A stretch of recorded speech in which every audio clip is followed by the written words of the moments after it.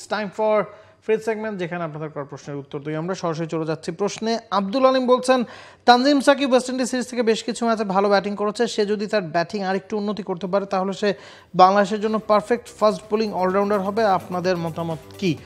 Batting তিনি বেশ কিছু ম্যাচে ভালো করেছেন এবং ব্যাটিং করার ক্যাপাবিলিটি তার আছে, সেটা অনূর্ধ্ব-19 বিশ্বকাপ থেকেই আমরা জানি।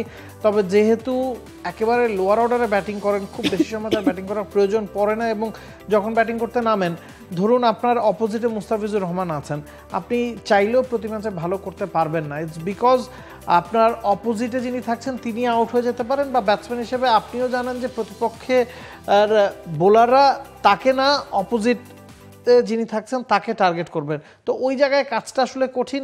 ওই জায়গায় যদি আপনি 4-5 ম্যাচে একটা ম্যাচ রান করেন, সেটাকেও আপনাকে ক্রেডিট দিতে হবে। উনি যদি এখন বাই এনি চান্স ধারাবাহিকভাবে রান করা শুরু করে নাবিল, তাহলে কি তাকে 8-এ খেলানো হবে কিনা বা 7-এ খেলানো হবে কিনা, প্রশ্ন উঠবে যে উপরের দিকে খেলানো হোক, তখন আবার তার রিদমটা তিনি হারিয়ে ফেলেন কিনা, এটাও কথা। বাট আসলে সাকিব যে জায়গা থেকে রানটা করেন সেখান থেকে টাফ, কারণ অপোনেন্ট থেকে যে কোনো সময় যে কোনো আউট হয়ে যেতে পারেন। পরের কমেন্ট ইমন আহমেদ বলছেন, ব্রায়ান লারার সেই ঐতিহাসিক 400 রানের ইনিংসটা দেখেছিলাম দাদার আমলে, তখনই ভেবেছিলাম একদিন নিশ্চয়ই মুলডারের ব্যাট থেকে আরেকটা 400 নিজের চোখে দেখবো, মানে দেখার সৌভাগ্য হবে। যেহেতু মজা করে বলেছেন যে দাদার আমল নিশ্চয়ই ভেবে রাখেন যে মুলডারের সবার 400 করবেন। বাট হ্যাঁ, আজকেও হয়তো বা ইভেন কালকেও তো কেউ হয়তো চিন্তা করেননি খুব স্ট্রংলি যে আসলেই লারার 400 রানের রেকর্ড ভেঙে ফেলার একটা মানে সম্ভাবনা আমরা দেখতে পাবো। বাট আলটিমেটলি তিনি যখন 350 ছাড়িয়েছেন তখন তো কনফার্ম তিনি আসলে ওই দিকেই যাচ্ছিলেন। এরপর আসলে মানে শকিংলি তিনি 67 রানে, 300-র পরে 367তে যেভাবে পৌঁছেছেন, যেই গতিতে পৌঁছেছেন, সেটা আরো মনে করেছিল হ্যাঁ he will go for it. এখন কেন আসলে তিনি এমনটা করলেন সেটা আসলে ম্যাচ শেষে, দিন শেষে জানা যাবে।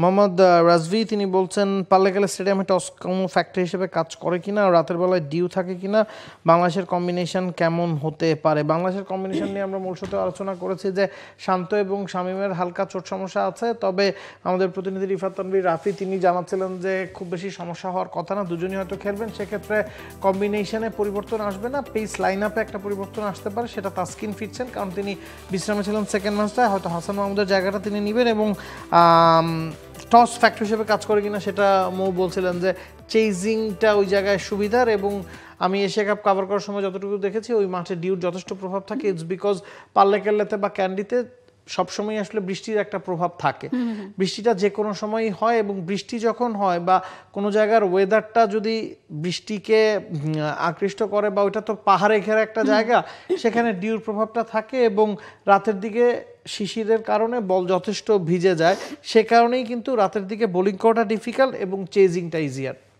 সো স্ট্যাট যখন এটা বলছে দেখা যাক আসলে টস সেক্ষেত্রে কোনো একটা ভাইটাল রোল প্লে করলেও করতে পারে।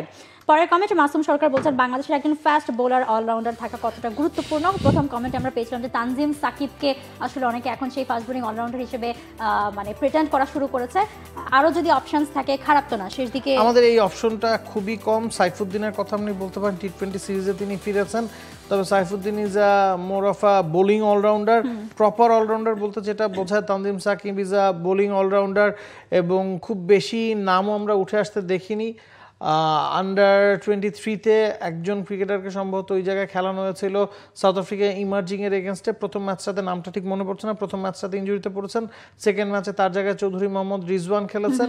এই কয়েকজনই আসলে অপশন হিসেবে আছেন, এবং যারা আছেন মানে বোলিং অলরাউন্ডার হিসেবেই আসলে মেইনলি আছেন। অমাত্রিক সমীকরণ বলছেন, দক্ষিণ আফ্রিকা কি বর্তমান সময়ের সেরা টেস্ট দল কিনা? চ্যাম্পিয়নশিপটা তাদের কাছে, ওই আইসিসির মেইজটা তাদের কাছে, সেটা তো আপনার মানতেই হবে।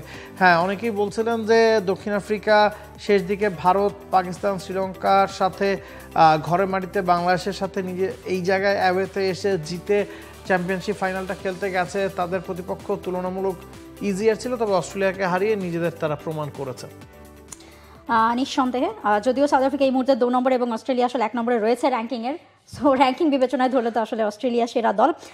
তাহসির মাহবুব তিনি বলছেন, বাংলাদেশি আম্পায়ার সৈকত ভাইয়ের আম্পায়ারিং সম্পর্কে কিছু বলেন। হ্যাঁ, ওই যে ফেসবুকে দেখছিলাম যে দু একজন বলছেন যে আম্পায়ারিং দেখতেও এখন খেলা দেখা যায় কিনা।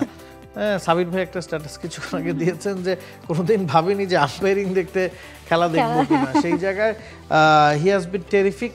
তার এগেনস্টে সম্ভবত 10 বার রিভিউ চাওয়া হয়েছিল, তার মধ্যে 8 বার বা 9 বারই সেটা আনসাকসেসফুল হয়েছে, এবং কিছু গাটসি ডিসিশন তিনি নিয়েছেন, যেভাবে খেলোয়াড়দের হ্যান্ডেল করেছেন স্টোকস, তার সাথে কথা লড়ে জড়িয়েছিলেন। আমরা দেখেছি সিরাজকে যখন বল দেওয়া হয়েছিল সেটা তার মাথায় আঘাত করেছিল, সেটা নিয়ে ভারতীয়রা অনেক কিছু লিখেছেন। বা রাহুলও যখন ওই যে স্টোকসের কাণ্ডে তার সাথে বৎসায় জড়িয়েছিলেন, যেভাবে তিনি স্ট্রংলি সেগুলো ডিফেন্ড করেছেন, নিজের জায়গায় অটুট থেকেছেন এবং যেভাবে ডিসিশনগুলো দিয়েছেন, ট্রিকি ডিসিশনও তার এগেনস্টে হয়েছে। হার্ষা ভোগলে টুইট করে জানিয়েছে এই ম্যাচে আম্পায়ারিং আউটস্ট্যান্ডিং ছিল এবং সৈকতের প্রশংসা করছেন, সেখানে তাকে নিয়ে আসলে নতুন করে বলার কিছু নেই। না, এক্স্যাক্টলি, এবং সেটাই আমি বলতে চাচ্ছিলাম যে ইন্ডিয়ান বেশ কিছু পেজ, বেশ কিছু সোশ্যাল সাইট থেকেও কিন্তু মানে আমাদের বাংলাদেশের আম্পায়ার সৈকত তাকে নিয়ে আসলে বেশ ভালো ভালো কথা বলা হয়েছে এবং টুইটার করলেও আপনি সারা সেগুলো দেখতে পাবেন। So that's why hats off to him. শেষ কমেন্ট নেব আজকে। রাফি হাসান টিপু বলছেন, পরের ম্যাচে শান্তর জায়গায় কি আমরা নাইমকে দেখতে পাবো নাকি লিটনকে? আপনাদের মতামত কি? শান্তর জায়গায় যদি শান্ত কোনো কারণে খেলতে না পারেন সেক্ষেত্রে ওই প্রশ্নটা উঠছে। শান্তর জায়গা নিয়ে আসলে প্রশ্ন নেই, শান্ত যদি ফিট থাকেন শান্তই খেলবেন, এবং শান্ত যদি না খেলেন সেক্ষেত্রে এখনো পর্যন্ত সম্ভাবনা লিটনকে আরও একবার ফেরানো হবে। নাইম শেখ ওপেনার, লিটন একসময় ওপেন করতেন, তবে লিটন 2019 বিশ্বকাপে 19 বিশ্বকাপে তো মিডল অর্ডারে খেলেছেন, মাঝে মাঝে মিডল অর্ডারে খেলার অভ্যাস তার আছে, যদিও তাদের কেউই আসলে মিডল অর্ডার ব্যাটসম্যান না। আবার 3 নম্বর পজিশনকে আপনি খুব বেশি মিডল অর্ডার ব্যাটিং পজিশনও বলতে পারেন না, টপ অর্ডারই বলা যায়। বাংলাদেশ যত মানে তাড়াতাড়ি আউট হয়ে যায়, উইকেট চলে যায়, তো যে কাউকে আপনি দেখতে পারেন, তবে এখনো পর্যন্ত লিটনের এগিয়ে থাকার কথাই আমরা শুনেছি। হ্যাঁ, এবং এই ক্ষেত্রে আসলে দুটো কজই আমার মনে হয় যে জাকের আলির সেক্ষেত্রে আর কিপিংটা হয়তো বা কিপিং অপশনটা থাকবে লিটনের। হ্যাঁ, আর যেহেতু তারপরে একদম মানে টি20 গেম, সো হয়তো বা মানে খেলার মধ্যে রাখার জন্য লিটনকে সেই মানে অপশনটা হিসেবে রাখতে পারে অবশ্যই। For more updates, subscribe to our YouTube channel and click on the bell icon. Follow us on Facebook and Instagram. Download T-Sports app to enjoy exciting games and highlights. Visit tsports.com.